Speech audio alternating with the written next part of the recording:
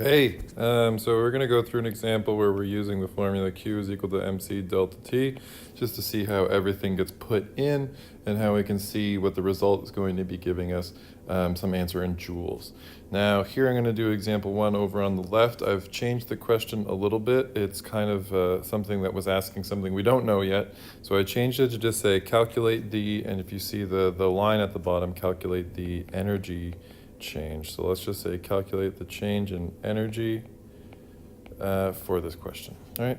So we see that we have 1.15 grams of lithium chloride, right? And so we are always tempted to say that this is our mass. Now, I'll show you why that's not the case in a moment here.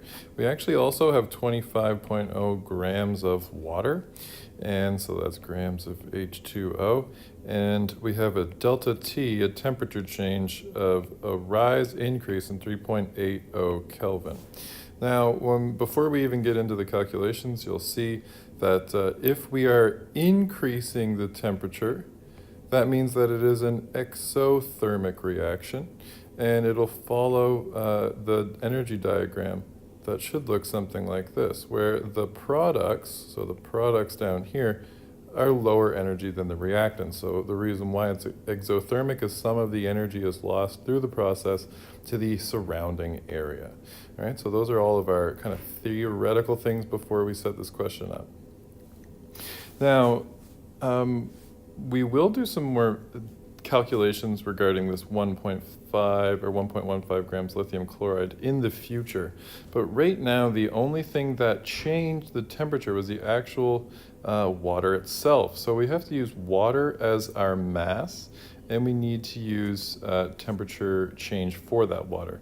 So the Q for this question here, and I'm going to put this in kilograms just so that way things are a little bit easier for us to recognize. So 0.025 kg, that's just my mass of water, times the specific heat capacity of water, which is 4.18 kilojoules per kilogram degrees Celsius.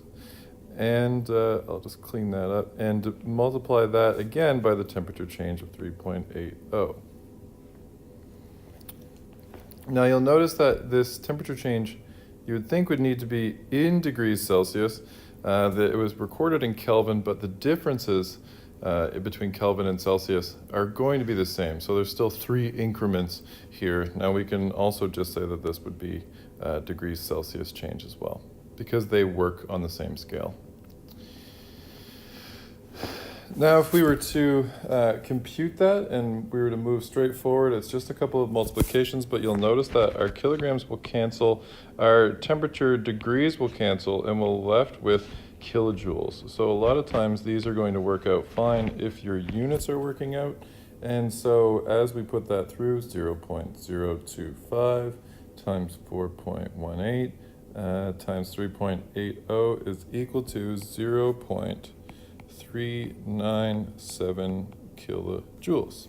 Right? And so you can get this as an answer, or you can also multiply that by 1,000, and you could get 3,970 joules, or sorry, 397 joules as well.